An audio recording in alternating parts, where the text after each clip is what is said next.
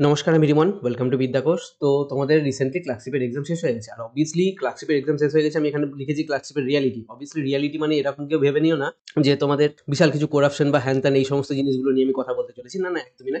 Exam যথেষ্ট fair মতো হয়েছে। ইনফ্যাক্ট মানে আমাদের চোখের সামনে কিছু মানে মাস লেভেলে কিছু উঠে আসেনি। তো মোটামুটি ফেয়ার ভাবেই হয়েছে, এটা ধরে নেওয়া যায়। তো আমি ওই ধরনের কিছু বলতে চাইছি না। এখানে রিয়ালিটি মানে অ্যাকচুয়াল রিয়ালিটির কথা আমি বলতে চাইছি। তো যারা ওই ধরনের কিছু ভেবে এসছো তারা ডেফিনিটলি লিভ করে যেতে পারো। পুরো ভিডিও দেখে টাইম নষ্ট করে লাভ নেই। দেখো ক্লার্কশিপের রিয়ালিটি মানে আমি এখানে এটাই বলতে চাইছি। দেখো তোমাদের অলরেডি বেশ কিছুদিন আগে কিন্তু মিসলেনিয়াস এক্সাম হয়ে গেছে। তার কিন্তু এখনো কোনো রকম কোনো রেজাল্ট প্রকাশ হয়নি। তাদের মানে টায়ার টু মানে মেন্স কবে হবে তারও কোনো রকম কোনো কিছু বলে দেয়নি। সেই দিক থেকে ক্লার্কশিপে কিন্তু প্রচুর পরিমাণে বেশি সংখ্যক স্টুডেন্ট এক্সাম দেয় এই মিসলেনিয়াসের থেকে। তো অবভিয়াসলি এই মিসলেনিয়াসের থেকে যখন বেশি সংখ্যক স্টুডেন্ট এক্সাম দিচ্ছে, তো সেই দিক থেকে ক্লার্কশিপের রেজাল্ট বেরোতে কিন্তু যথেষ্ট বেশি সময় লাগবে। তো কবে কি রেজাল্ট বেরোতে পারে, এই ক্লার্কশিপের মেন্সের এক্সাম কবে হতে পারে, এবং যারা মোটামুটি ভালো নাম্বার স্কোর করছে ক্লার্কশিপে তাদের ক্ষেত্রে শুধুমাত্র ক্লার্কশিপ নিয়ে মানে মেন্সের জন্য প্রিপারেশন নেওয়া উচিত, নাকি এর সঙ্গে আদার্স মানে এনটিপিসিরও এক্সামের প্রিপারেশন নেওয়া উচিত। কারণ তোমরা প্রত্যেকে জানো এনটিপিসির এক্সাম কিন্তু একদম সামনের দিকে আসছে। খুব বেশি হয়তো টাইম নেই, আর 4 মাস মতো তোমাদের হয়তো মোটামুটি এনটিপিসির জন্য টাইম রয়েছে।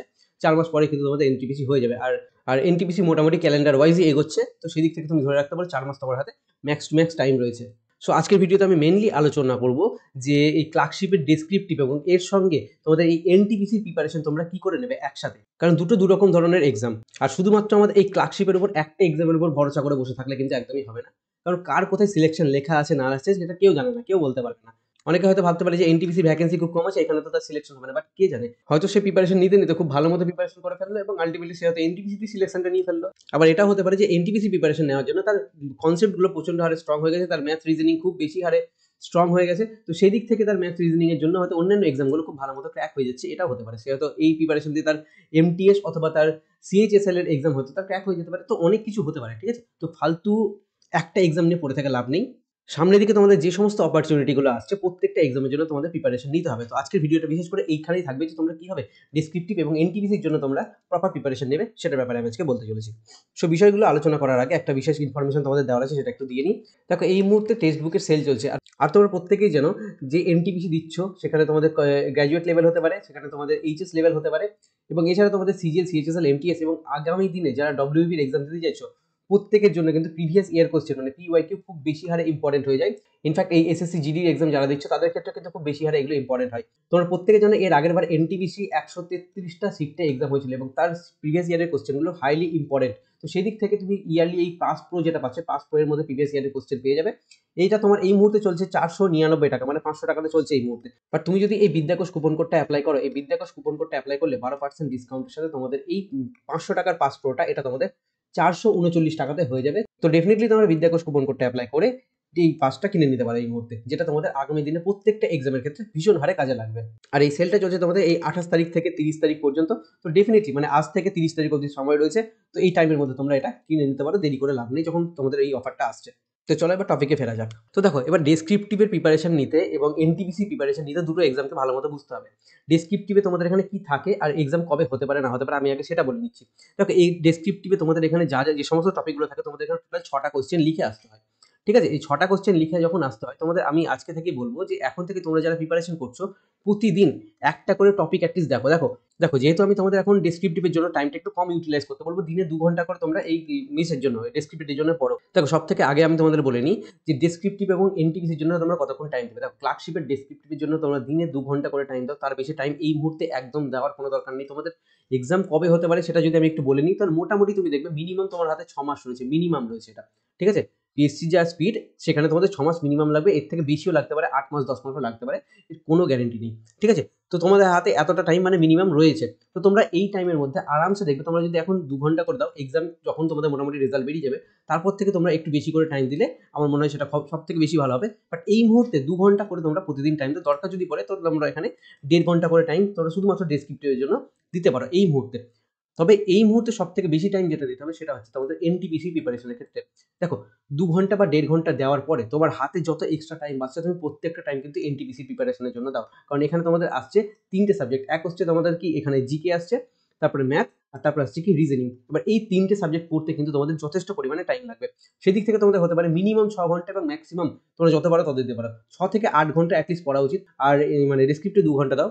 আর তুমি যদি এখানে এনটিপিসির জন্য 8 ঘন্টা দাও, তাহলে একটা স্টুডেন্টের ক্ষেত্রে যে একটা শুধুমাত্র স্টুডেন্ট তার জন্য দিনে 10 ঘন্টা বার করা কোনো বিশাল বড় চ্যালেঞ্জিং ব্যাপার না। আরামসে কিন্তু সে ভালো মতো বার করতে পারে। যে সিরিয়াস স্টুডেন্ট সেই বার করতে পারবে। এবার অনেকে এখানে থাকবে বড় বড় আইএস, তারা হয়তো বলবে যে কি 10 ঘন্টা পরে আইএস হয়ে যাওয়া যায়। তো ফালতু কথা একদম ওইসব, কারণ ওগুলো মেন্টাল লেভেল অনেক কিছুর উপর ডিপেন্ড করছে। তো ফালতু তুমি যদি ঠিকঠাক ডাইরেকশনে না পড়ো, ঠিকঠাক ভাবে না খাটো, তুমি 10 ঘন্টা পরে কোনো এক্সামও ক্র্যাক করতে পারবে না, এটাও হতে পারে। তো এখন থেকে বলছি ম্যাক্সিমাম তোমরা দিনে 10 ঘন্টা টাইম অ্যাটলিস্ট বার করার চেষ্টা করো। এর থেকে বেশি 12 ঘন্টা 13 ঘন্টা 14 ঘন্টা পড়তে পারলে ডেফিনেটলি পড়ো, তবে অতক্ষণ কন্টিনিউয়াসলি পড়া পসিবল হয়ে থাকে না। তবে মোটামুটি 10 থেকে 11 ঘন্টা 12 ঘন্টা আরামসে প্রতিদিন দেওয়া যেতে পারে একটা স্টুডেন্টের ক্ষেত্রে, সে যদি আর অন্য কোনো কাজ না করে থাকে সেদিক থেকে। ওকে, তো এই গেল টাইমিংটা, ঠিক আছে। কে কোন টাইমিংয়ে কেমনভাবে কি পড়বে না পড়বে সেটা আমি বলে দিলাম। এবার দেখো ডিসক্রিপটিভের জন্য আমি তোমাদের কি বলছি, প্রতিদিন 1 থেকে 1.5 ঘন্টা একটা করে টপিক তোমরা সেটা একটু দেখো, ঠিক আছে। একটা করে টপিক দেখতে বলছি। হতে পারে তোমাদের একটা টপিক দেখতে 3 দিন টাইম লাগতে পারে। সেখানে কি কি রুলস রয়েছে, কিভাবে সেই টপিকটা লিখতে হয়, মানে রাইটিংটা কিভাবে করতে হয় সেটা, ঠিক আছে। বিভিন্ন ধরনের জিনিসগুলো সেটার ব্যাপারে পুরো যাবতীয় যা যা ইনফরমেশন হয়, এখন কিন্তু তোমাকে এই জিনিসগুলো একটু দেখে রাখতে হবে। ভালো ওয়ার্ড মানে গুড ওয়ার্ড কি রয়েছে না রয়েছে সেটার দিকে এখন একদম দেখার দরকার নেই। জাস্ট তোমরা নিয়মগুলো কি কি রয়েছে না রয়েছে সেটা একটু দেখো। এটা একবার দেখে নেওয়ার পরে দেখবে তোমাদের মোটামুটি যতগুলো টপিক আছে সমস্ত টপিকগুলো তোমাদের একবার করে দেখে নিলে, তারপরে তোমরা কি করে আস্তে আস্তে রাইটিং কিন্তু তোমরা এখন থেকে প্র্যাকটিস করতে থাকো। এবং রাইটিং প্র্যাকটিস করার সঙ্গে সঙ্গে তোমরা একটু বিভিন্ন ধরনের যে সমস্ত বইগুলো রয়েছে সেই বইগুলো একটু ফলো করতে থাকো। একটা বই আমি বলবো, ক্র্যাকের দেখবে একটা বই রয়েছে, ডেফিনেটলি বইটা খুব ভালো ডেসক্রিপটিভের জন্য। তো তোমরা সেই বইটা ফলো করতে পারো। সেখান থেকে লেখার ধরনগুলো দেখতে পারো, কিভাবে লিখছে না লিখছে সেই জিনিসগুলো তোমরা জাস্ট এই মুহূর্তে ডেসক্রিপটিভের জন্য দেখো। এর থেকে বেশি কিন্তু একদম কিছু করতে যাবে না এই মুহূর্তে, কারণ তোমাদের এইখানে অন্যান্য এক্সামও দিতে হবে। শুধুমাত্র ক্লার্কশিপ নিয়ে পড়ে থাকলে হবে না, জানো না কি হতে পারে না হতে পারে, খাতা কোথায় পড়তে পারে না পড়তে পারে, সেদিন তোমার এক্সামের দিন শরীর খারাপ থাকতে পারে, তুমি এক্সাম অনেক কিছু ঘটতে পারে, ঠিক আছে। তো যখন শুধু শুধু কিন্তু এই একটা এক্সামের জন্য পড়ে থেকে একদম লাভ নেই। তোমরা এখানে যা করছো করো, এর সঙ্গে তোমরা এনটিপিসি প্রিপারেশনটা খুব ভালো মতো নাও। এবার দেখো আমি চলে আসি এনটিপিসির ক্ষেত্রে। দেখো এখানে তোমাদের রয়েছে এখানে 3টে সাবজেক্ট।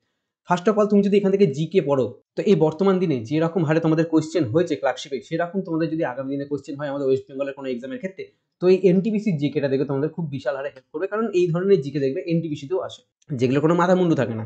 হয়তো তোমার সেই ধরনের এক্সামের জিকে গুলো তুমি হয়তো প্রিভিয়াস ইয়ার প্র্যাকটিস করতে গেলে সেখানে হয়তো তোমার ওই মানে এনটিপিসি জিকে গুলো তোমার হয়তো অন্য কোনো ওয়েস্ট বেঙ্গলের এক্সামে কমন পড়ে গেল, পড়তেই পারে। কারণ এই ধরনের উল্টোপাল্টা জিকে এনটিপিসি সিজিএল এইসব জায়গাতেই আসে। আর এনটিপিসি তোমাদের এর আগের বার 133টা শিফটে এক্সাম হয়েছিল, তো তোমরা মোটামুটি 119টা 20টা যতগুলো শিফট পাচ্ছ, প্রত্যেকটা শিফটের অ্যাটলিস্ট যদি তোমাদের প্রিভিয়াস ইয়ার গুলো ভালো মতো দেখা থাকে, তাহলে ডেফিনেটলি সেখান থেকে কমন পড়বেই। যতগুলো পারো, এতগুলো তো হয়তো কভার করা সম্ভব হবে না, বাট যতগুলো কভার করতে পারো, যদি তোমরা এখানে 100টা কভার করতে পারো, সেটা কিন্তু বিশাল হারে হেল্পফুল হয়ে যাবে তোমাদের। আর 100টা কভার করা খুব বিশাল কিন্তু বড় ব্যাপার না, আরামসে হয়ে যায়। মানে আরামসে মানে আমি যে হারে টাইম এফোর্ট দিতে বললাম সেই টাইমে কিন্তু আরামসে হয়ে যায়। কেউ যদি এখন অল্প অল্প পড়বো ভাবো, তাতে কিন্তু হবে না কিছু। এই গেল জিকে। এরপর আসছি কি আমি ম্যাথে চলে আসি। দেখো এনটিপিসি যে লেভেলের ম্যাথ আছে, যথেষ্ট ভালো লেভেলের ম্যাথ আছে, যেটা তোমরা ক্লার্কশিপ এবার দেখতে পেয়েছো, খুব ভালো লেভেলের ম্যাথ এসছে। যাদের এই এনটিপিসি লেভেলের ম্যাথ পড়া আছে তাদের কিন্তু ক্লার্কশিপে খুব একটা বেশি অসুবিধা হয়নি, কারণ এনটিপিসি সিজিএল এই সমস্ত ম্যাথের লেভেলগুলো, বিশেষ করে অ্যারিথমেটিকের ক্ষেত্রে ম্যাথের লেভেলগুলো মোটামুটি ঠিকঠাকই থাকে। প্রিলির ক্ষেত্রে, মেন্সের ক্ষেত্রে যেরকম এনটিপিসির ম্যাথের লেভেলটা হাই হয়ে যায়, যে এর আগের বার হয়েছিল, সেরকম ভাবে সিজিএল এর ক্ষেত্রে তার লেভেলটা কিন্তু আরো একটু বেশি হাই হয় তুলনামূলকভাবে। তো মোটামুটি তোমরা দেখতে পাবে যে ওই রকম লেভেলে মানে এনটিপিসি লেভেলে যদি তোমরা ম্যাথ করে রাখতে পারো, তাহলে আগামী দিনে যে হারে আমাদের কোয়েশ্চেন হয়েছে ক্লার্কশিপে, সেই ধরনের কোয়েশ্চেন যদি আগামী দিনে আমাদের ওয়েস্ট বেঙ্গলের কোনো একটা এক্সামে হয়ে যায়, প্রত্যেকটা এক্সামের ক্ষেত্রে তোমরা কিন্তু অ্যাডভান্টেজে থাকবে। তো সেদিক থেকে ম্যাথের উপর পুরোপুরি প্রপার জোর দেওয়া উচিত এই মুহূর্তে।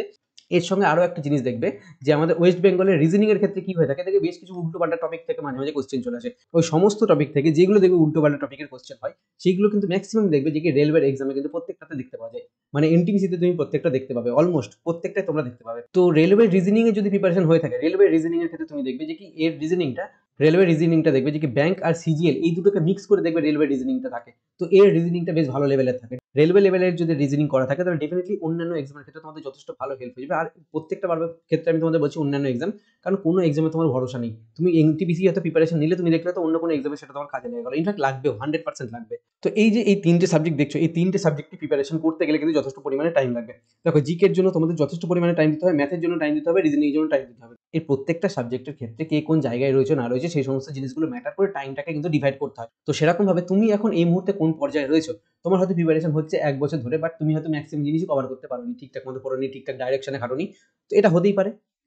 আবার কেউ কেউ রয়েছে কি হয়তো সে সমাজ ধরে পড়ছে, বাট তার এই মুহূর্তে সিলেবাসটা মোটামুটি কমপ্লিট করে ফেলেছে, তো তার প্রিপারেশনটা একটা অন্যরকম ভাবে হতে পারে।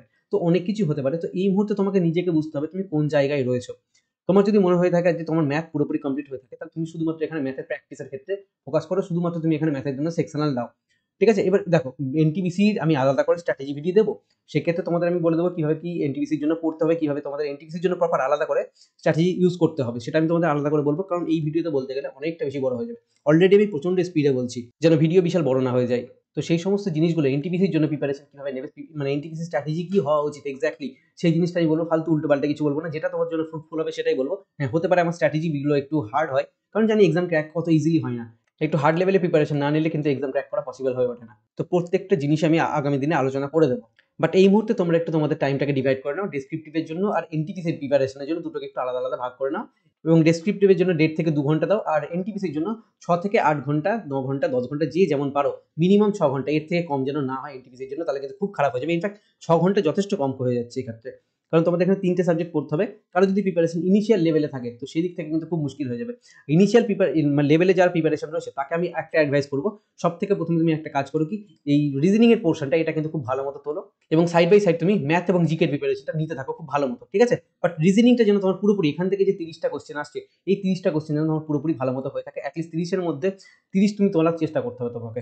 মানে এই সমস্ত এক্সামের ক্ষেত্রে কেউ তোমাকে ছেড়ে কথা বলবে না। তো স্বাভাবিকভাবে তুমি চেষ্টা করবে যে এখানে তুমি রিজনিং এ 30-এ 30 তোলার।